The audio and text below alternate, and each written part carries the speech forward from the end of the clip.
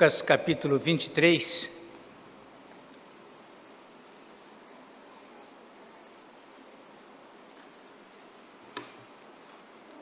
Lucas 23, a partir do verso 39, uma história das mais conhecidas, cena que já foi pintada em muitos quadros.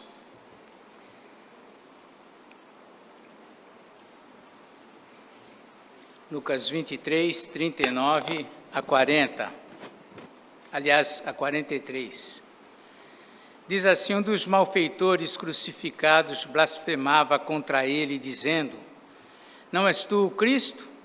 Salva-te a ti mesmo e a nós também. Respondendo-lhe, porém, o outro repreendeu-o, dizendo: nem ao menos temes a Deus, estando sob igual sentença? Nós, na verdade, com justiça, porque recebemos o castigo que os nossos atos merecem, mas este nenhum mal fez. E acrescentou: Jesus, lembra-te de mim quando vieres no teu reino. Jesus lhe respondeu: em verdade te digo que hoje estarás comigo no paraíso. Vamos mais uma vez orar a Deus. Senhor nosso Deus, fala conosco, Pai. Ministra ao nosso coração. Incomoda, Senhor, nosso coração, nosso entendimento, nossa mente, com a Tua palavra. Que ela possa produzir vida, que ela possa gerar transformações, que ela possa nos levar a considerar o nosso caminhar contigo, e que lugar nós ocupamos nesta terra, e onde nós estaremos depois. É a nossa oração a Ti. Oramos em nome do Senhor Jesus. Amém. O mundo possui uma inumerável quantidade de divisões, de dicotomias. Nós temos o Oriente, o Ocidente, temos brancos e negros, nós temos os sábios e os simples. Muitas divisões o mundo possui no que diz respeito ao ser humano e tudo mais. Mas de tantos grupos que fazem parte dessa dicotomia, o mundo também apresenta dois grupos que eu quero chamar a atenção hoje dos irmãos. Os que habitarão no céu viverão para sempre com Jesus, e aqueles que não habitarão o céu, que estarão fora do céu e banidos para sempre da face de Deus. Dois grupos. Um habitará para sempre no céu, o outro estará eternamente afastado do Senhor. À luz das Escrituras, nós sabemos que antes da criação do mundo, antes da formação do homem e até mesmo do pecado, Deus já havia escolhido um povo para si. De toda a humanidade que viria a se formar, Deus já escolheu na eternidade, antes da criação do mundo, Ele escolheu um grupo para si. Alguns que viriam a crer. Nós vemos isso nas Escrituras, é Ele mesmo quem diz. Nós vemos aqui, por exemplo, na carta de Paulo aos Tessalonicenses, na sua segunda carta, no capítulo 2, versículo 13, diz assim, Paulo descrevendo a eles: entretanto devemos dar sempre graças a Deus por vós, irmãos amados, pelo Senhor, porque Deus vos escolheu desde o princípio para a salvação. Esse princípio aponta lá para o princípio. No princípio criou Deus os céus e a terra, é o princípio. Desde o princípio Deus já escolheu alguns para a salvação. E Ele está escrevendo aqui, falando acerca desse ato de Deus, aqui escrevendo aos Tessalonicenses. No livro de Efésios, no capítulo 1, versículo 3 e 4, Paulo escreve o seguinte: bendito seja o Deus e Pai de nosso Senhor Jesus Cristo, que nos tem abençoado com toda a sorte de bênção espiritual nas regiões celestiais em Cristo, assim como nos escolheu nele, em Cristo, antes da fundação do mundo. Antes da fundação do mundo, Deus escolheu aqueles que seriam os salvos, os escolhidos de Deus. Paulo diz, nos escolheu em Cristo antes da fundação do mundo. Quando nós lemos lá na primeira carta de Pedro, capítulo 1, versículos 18 a 20, Pedro escreve o seguinte: sabendo que não foi mediante coisas corruptíveis como prata ou ouro, que fostes resgatados do vosso fútil procedimento que vossos pais vos legaram, mas pelo precioso sangue como de cordeiro sem defeito, sem mácula, o sangue de Cristo, conhecido com efeito, antes da fundação do mundo, porém manifestado no fim dos tempos por amor de vós. Antes que houvesse mundo, antes da criação da humanidade, o plano de Deus para a salvação dos seus escolhidos já estava preparado. O sangue de Cristo não foi conhecido quando ele morreu na cruz, mas antes da fundação do mundo, isso já estava preparado, planejado pelo próprio Deus. As Escrituras afirmam que somente estes, a quem Deus escolheu, a quem Deus elegeu, virão de fato a crer em Jesus. No Evangelho de João, capítulo 6, versículo 37, Jesus mesmo disse: todo aquele que o Pai me dá, esse virá a mim. Todo aquele que o Pai me dá, esse virá a mim, e o que vem a mim, de modo nenhum lançarei fora. É todo aquele que o Pai me dá, não é aquele que quer, não é aquele que se impõe, mas é aquele que Deus dá. No versículo de número 44, ele continua dizendo: ninguém pode vir a mim se o Pai que me enviou não o trouxer. Ninguém vem a Cristo por vontade própria. Ninguém pode dizer no seu, eu aceitei a Cristo. Não, porque ninguém pode vir a Ele se o Pai que me enviou não o trouxer. Ninguém pode vir a mim, como diz Jesus, se o Pai que me enviou não o trouxer, e eu ressuscitarei no último dia. É por eles que Jesus orou na oração sacerdotal. Vejam que na própria oração sacerdotal, Jesus não orou por todos os homens. No capítulo 17 de João, no versículo 9, Jesus diz o seguinte: é por eles que eu rogo, não rogo pelo mundo, mas por aqueles que me deste, porque são teus. Deus não faz segredo. O homem teme o que os homens vão falar dele se ele pensar assim, se ele planejar assim. Deus planeja, Deus estabelece, Deus realiza. Somente esses que creem, esses que Deus escolheu, esses virão a crer. O que eu faço com isso? Eu fico triste? Não. Eu tenho que pensar, então, eu preciso crer. É isso que a palavra de Deus impõe. É isso que ela exorta. Quem são os escolhidos? Nós não sabemos. Os escolhidos não sabiam que eram escolhidos. Mas no decorrer da história, ao ouvir a palavra, ao ouvir essa verdade, os escolhidos se renderam a isso. As demais pessoas podem, sob a nossa ótica, serem boas, honestas, caridosas, bons pais, bons maridos, boas esposas, bons amigos, bons profissionais, mas eles rejeitarão a Cristo. Quanta pessoa boazinha, quantas pessoas boazinhas que eu admiro, não querem compromisso com o Senhor. Quantas pessoas muito melhores do que muitos de nós não querem se submeter a Cristo. Confiam na sua própria conduta, confiam na sua própria condição, segundo eles, de serem aprovados por Deus, mas não vêm a Cristo. Outros tantos poderão dar ouvidos ao Evangelho, simpatizar-se com ele, elogiá-lo. Alguns até se aproximarão de uma igreja, vão frequentá-la, inclusive tornar-se até membro. Pode ser até um oficial de igreja. Pode participar dos cultos. Mas talvez em seu coração, de fato, eles não experimentaram um encontro real com Jesus. Mas então, pastor, quem são os eleitos de Deus? Que características esses eleitos possuem? Que evidências se manifesta de fato nesses que têm um encontro com Cristo?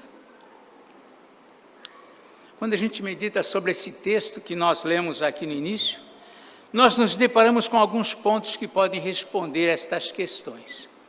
O primeiro ponto que nós queremos defender aqui é que os eleitos de Deus são pecadores. Os eleitos não são pessoas santas, não são pessoas impecáveis, porque ninguém o é.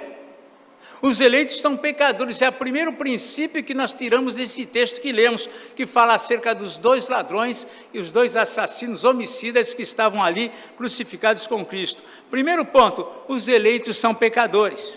No caso dos malfeitores, essa condição de pecador fica muito clara. Mas o fato é que nós somos pecadores, não em vista do pecado que nós cometemos. O homem é pecador porque ele é descendente de Adão. Não precisa pecar para ser um pecador. Se você é um homem, se você é um ser humano, se você é da descendência de Adão e Eva e só pode ser, você já é um pecador. É isso que Davi fala quando ele, escrevendo lá o Salmo 51, no versículo 5, ele declara: eu nasci na iniquidade e em pecado me concebeu a minha mãe. Na concepção, já era um pecador que estava ali. Não precisou nascer e cometer algum erro. O pecado de Adão se tornou como nossa herança, nós nascemos, nós herdamos essa condição, é como uma enfermidade que passa de pai para filho. A criança não fez nada, mas ela por ser filho daquele pai contaminado, ela nascerá contaminada. E essa é a situação de nós como pecadores, por sermos descendência de Adão. O fato dos eleitos serem pecadores, por si só, é algo extraordinário, pois a maioria espera que os eleitos de Deus sejam pessoas perfeitas, ou pelo menos mais virtuosas que os demais homens e mulheres. Os fariseus, por exemplo, eles que achavam que eles eram especiais diante de Deus, os escribas, eles não entendiam, por exemplo, como Jesus podia entrar na casa de um homem pecador. Eles falaram isso quando Jesus entrou na casa de Zaqueu. Como que podia ele entrar na casa de Zaqueu, um pecador como ele? E foi lá que Jesus disse: olha, eu não vim para os sãos, eu vim para os doentes. Eu vim buscar e salvar o perdido. É para esses que ele veio. Mas, por outro lado, o texto também nos ensina, percebemos que o eleito não é qualquer pecador. Os pecadores eleitos se reconhecem pecadores. Os pecadores, aqueles que são os eleitos, eles se reconhecerão, eles se reconhecem pecadores. Reparem na postura do primeiro ladrão aqui. Ele diz aqui o seguinte, o primeiro malfeitor: não és tu o Cristo? Salva-te a ti mesmo e nós também. Essa era a postura dele. Não importa se ele cometeu certo ou errado, justo ou injusto, isso não fazia nenhuma diferença para ele. Não és tu o Cristo? Salva-te a ti mesmo e salva a nós também. Era a posição dele. A maioria vive assim. A maioria pensa dessa forma, a maioria dos homens pensam assim. Será que o Nicolás Maduro pensa que há alguma coisa de errado com ele? Que ele está fazendo alguma coisa errada? Ele vai defender a postura dele até o fim. Aqueles que foram condenados pela nossa antiga Lava Jato, será que algum deles reconhece: olha, nós estamos aqui presos porque nós merecemos por conta das nossas falcatruas? Será que algum deles reconhece? Não reconhecem. Porque isso é próprio do ser humano. Assim também esse criminoso ao lado de Jesus não reconhecia a sua condição. Por vezes até mesmo nós, membros da igreja, agimos do mesmo modo. Não possuímos um coração sensível, arrependido, que se retrata, que aceita as lutas da vida por conta da sua própria injustiça, por conta da sua própria condição de pecado. Muitos se sentem no direito de reivindicar seus direitos diante de Deus. É isso que nós vemos aqui. Para esse criminoso não interessava o que ele fez, se ele matou ou não. Ora, se tu és o Cristo, salva-te a ti mesmo e salva a nós também. Essa era a posição dele diante dessa realidade que ele estava vivendo. Ele não tinha consciência do mal. Mas aqueles que são os eleitos, eles se reconhecem pecadores. Veja a posição do outro ladrão na mesma condição. Ele pensa diferente. No versículo 40 diz o seguinte: respondendo-lhe, porém, o outro ladrão, repreendeu-o, dizendo: nem ao menos temes a Deus estando sob igual sentença? Você não tem nenhum sentimento, você não percebe que nós estamos aqui nessa condição porque nós erramos, porque nós cometemos pecado, porque nós cometemos injustiça? No versículo 41 ele acrescenta: nós na verdade com justiça estamos nessa condição, porque recebemos o castigo que os nossos atos merecem, mas este nenhum mal fez. Quem são os eleitos? Os eleitos são pecadores que se reconhecem pecadores. Muitas vezes nós ouvimos das pessoas: olha, eu não tenho nada do que me arrepender nessa vida. Quem é esse? Quem é esse que não tem nada do que se arrepender nessa vida? Muitos cristãos também se sentem: olha, a minha vida com Deus não existe nenhum. Todos nós somos pecadores, mas os que são eleitos se reconhecem nessa condição, lamentam essa condição, se entristecem por causa dessa condição.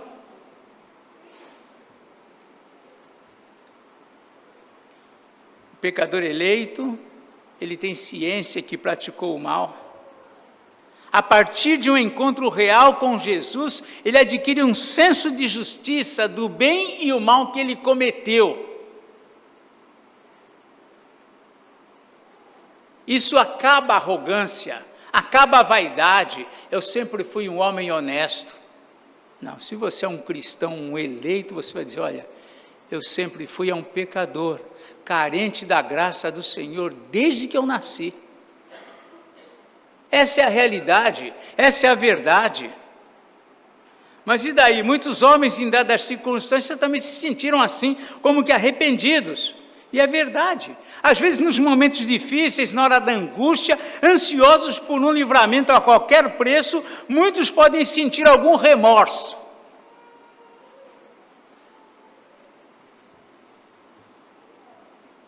Mas nem sempre há um arrependimento real.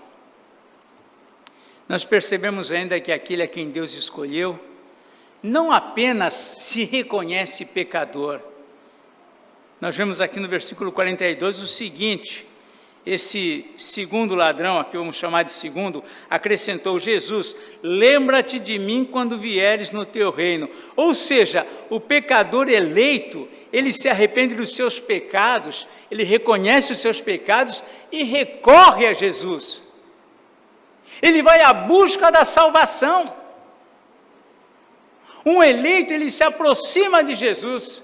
Ele entende que ele precisa de Jesus. Ele entende que ele não consegue resolver por si só o problema da sua culpa, do seu pecado.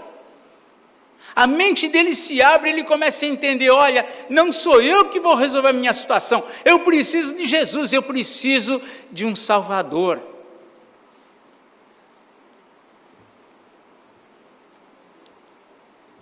Muitos, ao se sentir culpados, com senso de culpa de alguma coisa, procuram resolver a sua culpa com os seus próprios meios, através das suas próprias estratégias para resolver o problema da culpa. Dependendo do nível da culpa, alguns procuram psicólogos para resolver o problema, aquele peso que eles sentem, que faz sofrer, que faz chorar, que desanima, etc. Procuram psicólogos. Outros começam até nessa mesma linha a tomar remédios. Alguns vão às bebidas. Há uns que vão para as drogas, tentando resolver o problema da culpa, tentando resolver o problema do vazio que está dentro deles. Outros mais equilibrados começam a agir diferente, eles começam a dar esmolas, fazer caridades, se oferecer como voluntários em trabalhos sociais, começa a dar presente àqueles a quem ofendeu, tentando resolver o seu problema da culpa. Vemos hoje um grupo de pais, famílias que se separaram, aí enchem os filhos de presente, porque tentam resolver o problema da culpa.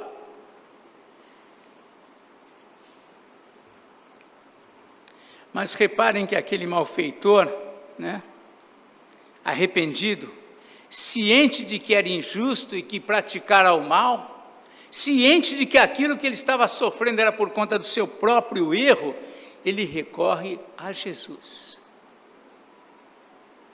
Essa atitude é a atitude fundamental.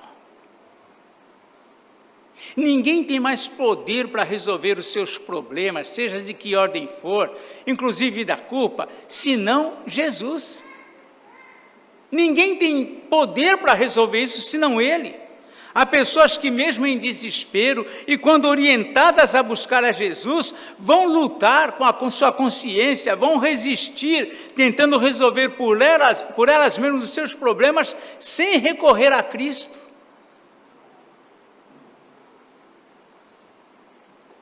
O homem tem encontrado respostas para muita coisa, a tecnologia, na sua evolução, tem trazido muitas facilidades, mas o problema da alma, nenhuma tecnologia vai resolver, nenhuma evolução humana vai resolver, nenhum cientista vai conseguir tratar do coração do homem com respeito à falta de Deus.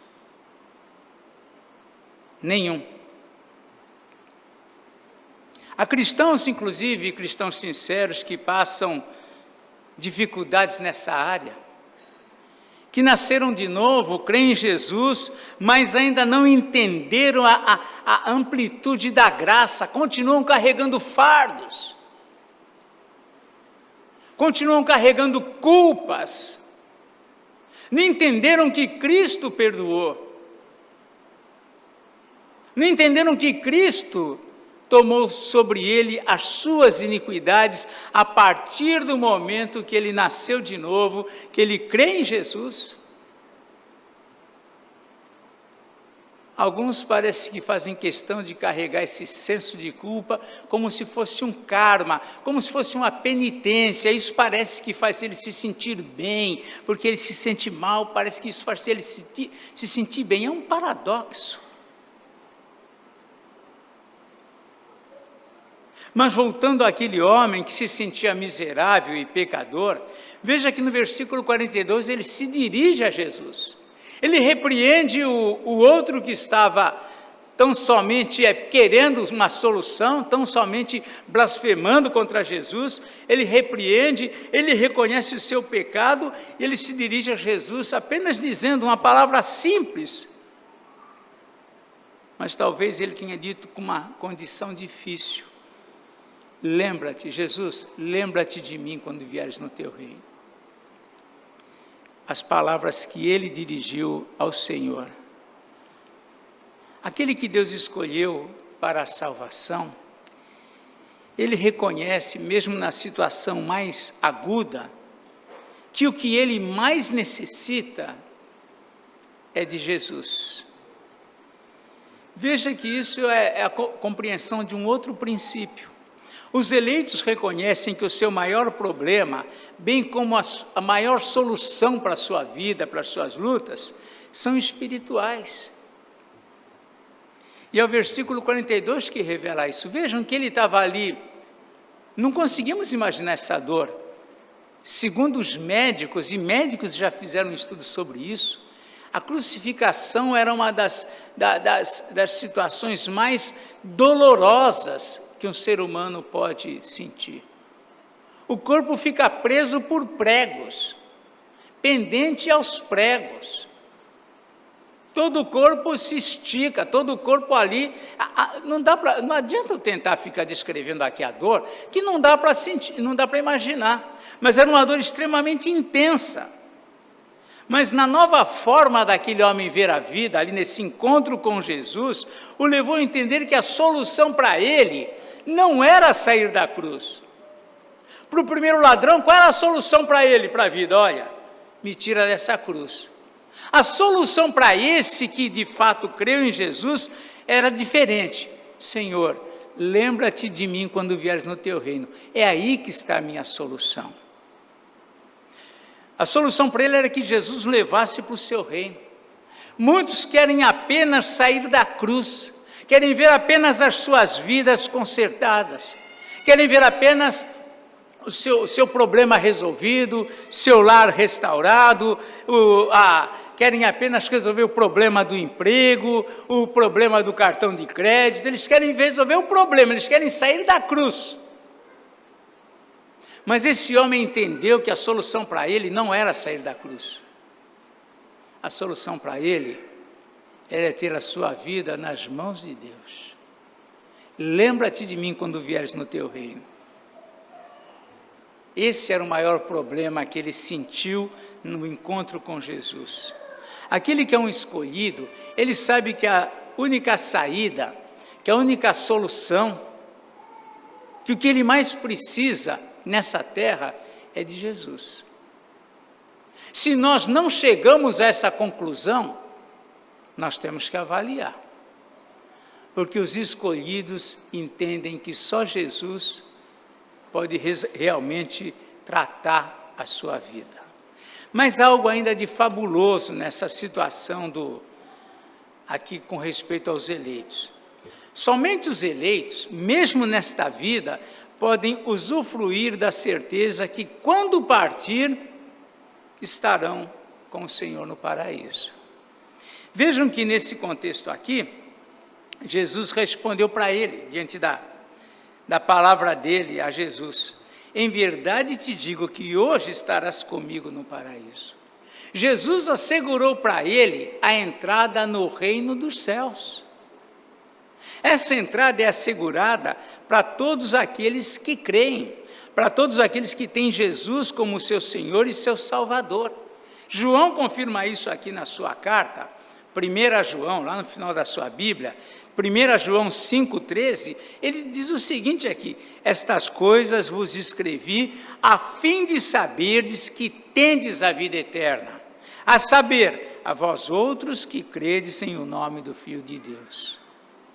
Estas coisas vos escrevi a fim de saberdes que quem sabe, não é quem sabe, que talvez, não é talvez, mas que tendes a vida eterna, aqueles que creem em Jesus. Como eu disse no início, o mundo, entre tantas divisões, tem essa: aqueles que habitarão para sempre com Deus, nos céus com Jesus, e outro grupo, não tem um terceiro nesse sentido, um outro grupo, que estará eternamente banidos da face de Deus.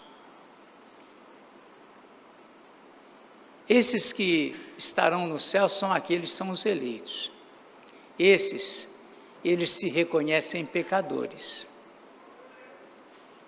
Esses não somente se reconhecem pecadores, muita gente pode dizer em qualquer momento: eu sou um pecador. Tudo bem. Mas os eleitos, ele não só diz eu sou um pecador, ele vai a Jesus, ele sabe que ele precisa de Jesus. Como alguém que procura o ar, ele precisa de Jesus. E esses, a palavra de Deus afirma, que esses podem ter a certeza que um dia estarão no reino de Deus com o Senhor. O que o texto chama para a gente, o que o texto quer nos dizer é o seguinte: em que condição você está? Você está entre aqueles que um dia habitarão o reino dos céus? Ou não? Isso é algo para a gente considerar. Quando que eu vou avaliar? Quando que eu vou pensar sobre isso? Não existe nada mais urgente para você pensar, para você decidir, do que a sua vida com Deus. Nada é mais urgente. Qualquer outra coisa você pode deixar para amanhã, para outro dia, vai trazer algumas consequências se de repente você não resolver logo, mas a sua vida com Deus é urgente, é o mais urgente, porque diz respeito à eternidade. Todos os seus problemas vão permanecer enquanto você estiver vivo. Mais alguns anos? Só Deus sabe. Mais alguns dias? Só Deus sabe. Até amanhã? Só Deus sabe. Mas a sua vida com Jesus é para a eternidade. Não existe nada mais urgente do que isto. Esse homem lá naquela condição difícil em que estava, ele reconheceu que Jesus era o Rei eterno. Ele ali reconheceu que Jesus tinha um reino. Ele ali tomou uma posição. Lembra-te de mim, Senhor, quando vieres no teu reino. Esse homem, ele não foi batizado, mas ele apenas creu em Jesus. E Jesus afirmou para ele: em verdade te digo, hoje mesmo estarás comigo no paraíso.